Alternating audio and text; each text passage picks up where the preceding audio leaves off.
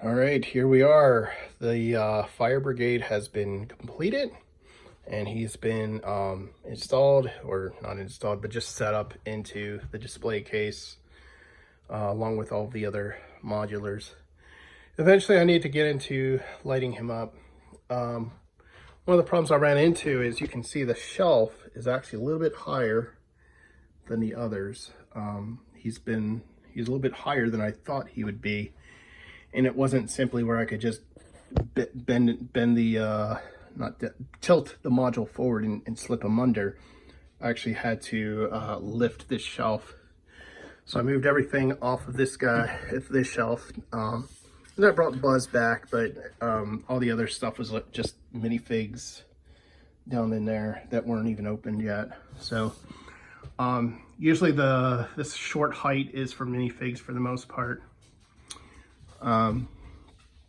Yeah, these shelves were quite a big project.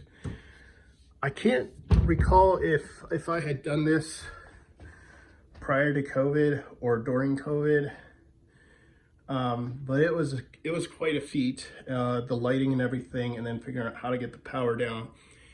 But it's sort of an unfinished project as well, as far as lighting and power. Just because I have all these dangling wires on the side, and not every shelf has USB power accessible to it yet, and I believe I'd prefer to have white USB hubs wherever possible. Yeah, and for the most part there's a big power strip up there with USB supplies. It just brings the power down. So unfortunately, the Millennium Falcon, it's just too big to fit down here. Now I have another Millennium Falcon that I have not opened up yet that's much bigger than that. I don't think, I know I have a few Millennium Falcons, like the little microfighters, like this size guy, but I don't see him around here, so I gotta find out where he went. But I'm trying to grab things around the house when I find them and just put them up here, or if they need to be finished, I'll finish them off and then put them up here.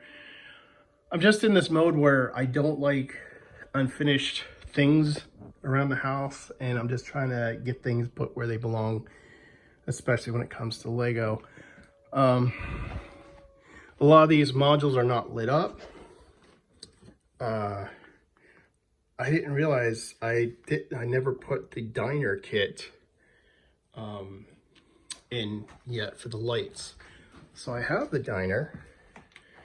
I'm like surprised that I did not yet do this. I'm just like, wait, I've been thinking all this time I have. So I'll probably light that up next. And then the next modular will probably be the police station. Now there's not enough room for a base plate here.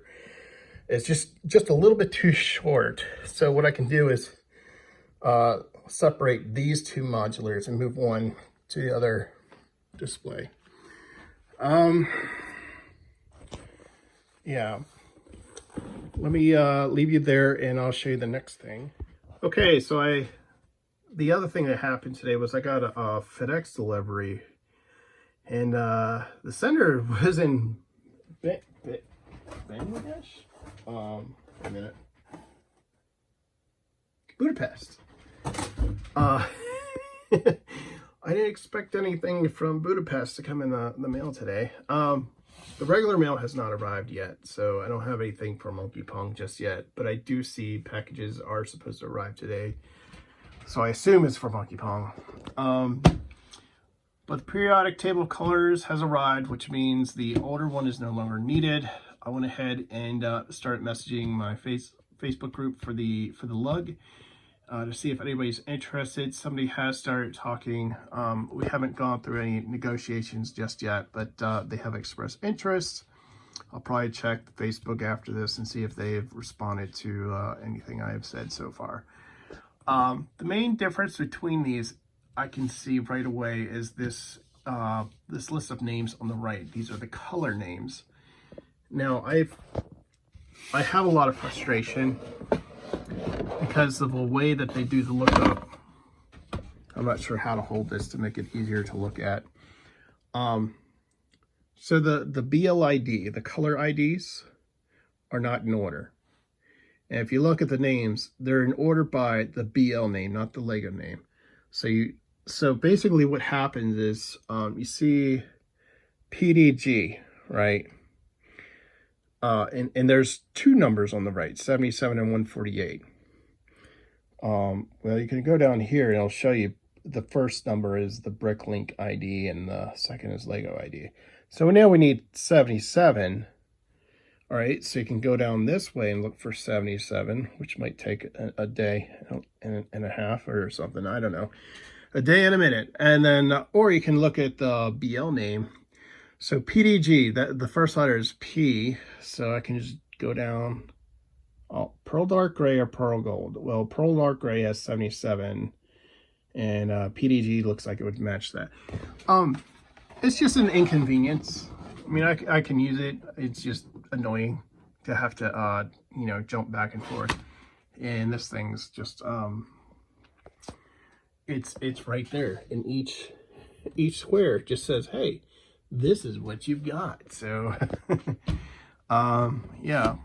The stuff at the bottom was actually specific for rare colors. I think, although the stuff at the bottom here doesn't say anything, so I'll have to look up and see if there's anything special about this that I need to look up past just these are the colors.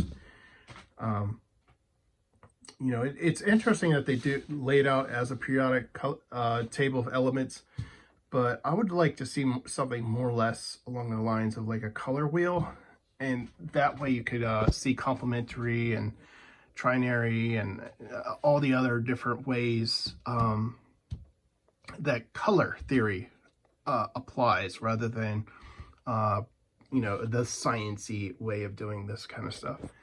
So yeah, fun stuff.